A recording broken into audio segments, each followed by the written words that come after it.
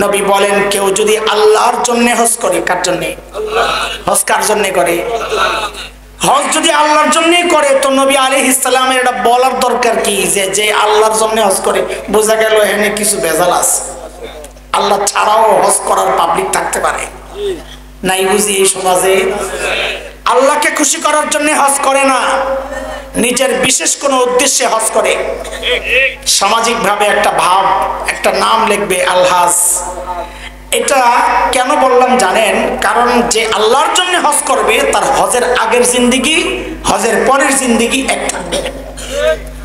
অথচ আমরা কি দেখি, হজের আগেও মানুষটা ডাকাতি করতো, হজের পরেও দুর্নীতি করতো, হজের পরেও দুর্নীতি করে। হজের আগেও সুদ খাইতো, হজের পরেও সুদ খায়। হজের আগেও ঘুষ খাইতো, হজের পরেও ঘুষ খায়। পার্থক্য কি? হজ করার পার্থক্য কি? হজের আগে ছিল সুদখোর, হজের পরে হইল আলহাজ সুদখোর। আলহাজ হজের আগে ছিল দুর্নীতিবাজ, হজের পরে হইল আলহাজ দুর্নীতিবাজ। হজের আগে ছিল রংবাজ, হজের পরে আয়ও আলহাজ রংবাজ। নামের লগে হাজি লেখা, হাজি। আপনারা তো কি জানেন, আল্লাহ জানেন, ঢাকার পুরান টাউনের কিছু মানুষের চিন্তা আছে, একাধিকবার হজ করলে আর আলহাজ থাকে না, তখন হাজি হয়ে যায়। কি হয়ে যায়? এবারে যে গ্রামার কে শিখাইলো আল্লাহ জানে, আমরা জানি না।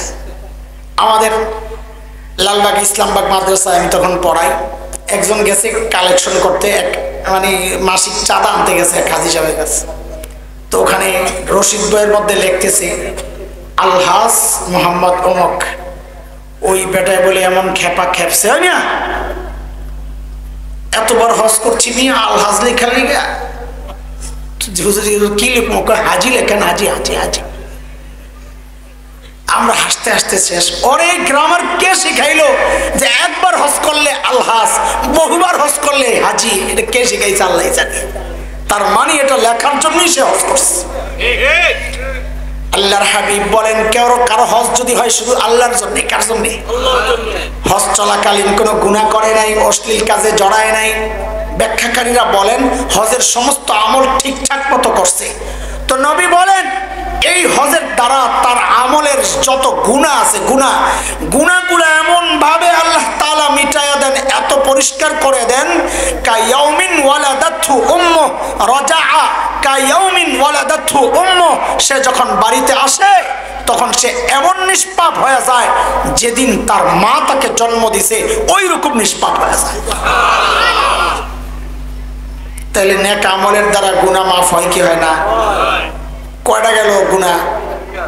কথা বলেন, কয় গুনার আলোচনা হবে? হ্যাঁ, অপারেশন হইবে, অপারেশন। আজকে একটু মনোযোগ লাগবে। আবার রাগ হয়ে যায় না, গেল, আমার সমস্যা নাই। বলেন গুনারে আজকে কয় ভাগে আমরা আলোচনা করব? 3টা ভাগ।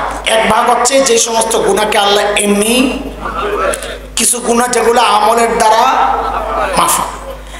কিছু গুনাহ সম্পর্কে আল্লাহ বলেছেন, ওই যে আপনারা একটা মুখস্থ কথা কর না, আমি অর্ধেক কইলে দেখবেন বাকি সব অর্ধেক কইলে নেব, তার মানে এটা সবার মুখস্থ।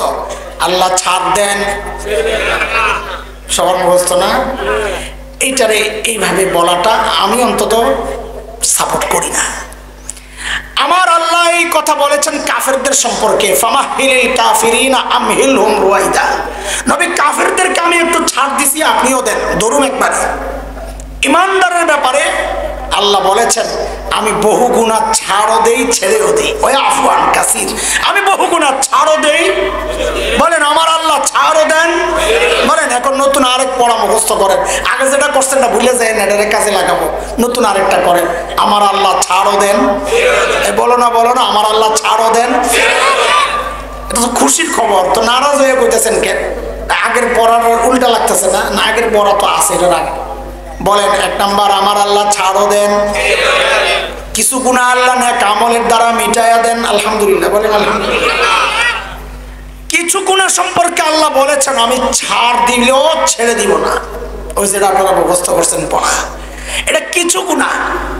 এখন আপনারা বলেন তো, যেই গুনাহ আল্লাহ এমনি মাফ করে দেন, যেই গুনাহ আমাদের নেক আমলের দ্বারা মাফ হয়ে যায়, এই দুইটা বেশি মারাত্মক, নাকি যেই গুনাহ সম্পর্কে আল্লাহ বলেছেন আমি ছাড় দিব না, মাফ করব না, এটা বেশি মারাত্মক? 3 নাম্বারটা বেশি মারাত্মক। তাহলে এই 3 নাম্বারটা আমাদের জানা দরকার কিনা, ছাড়া দরকার কিনা? বলেন সবাই, জানা দরকার, ছাড়া দরকার? বলেন, জানা দরকার, ছাড়া দরকার? তাহলে আমরা শুরুতে জানবো, শেষে ছাড়ার ওয়াদা করবো ইনশাআল্লাহ। এটাই হচ্ছে আজকে আমাদের আলোচনার বিষয়বস্তু। কোন গুনাহ আল্লাহ বলেছেন আমি ছাড়বো না। আমি শুরুতে যে আয়াতে কারিমা তিলাওয়াত করেছি সূরা বাকারার, ওই আয়াতে আল্লাহ এমন কিছু গুনার কথা বলেছেন। আল্লাহ বলেন, বালা মান কাসাবা সাইয়্যাতান ওয়া আহাতাত বিহি খাতিআতুহু ফাউলাইকা আসহাবুন নার হুম ফিহা খালিদুন। আমি আয়াতের তরজমা করছি না, আল্লাহ বলতেছেন ওই গুনাহ আমি ছাড়বো না। উলাইকা আসহাবুন নার, আমি জাহান্নামে দেব ওদেরকে। কোন গুনাহ? যে গুনাহ বান্দাকে চারদিক থেকে ঘিরে নেয়।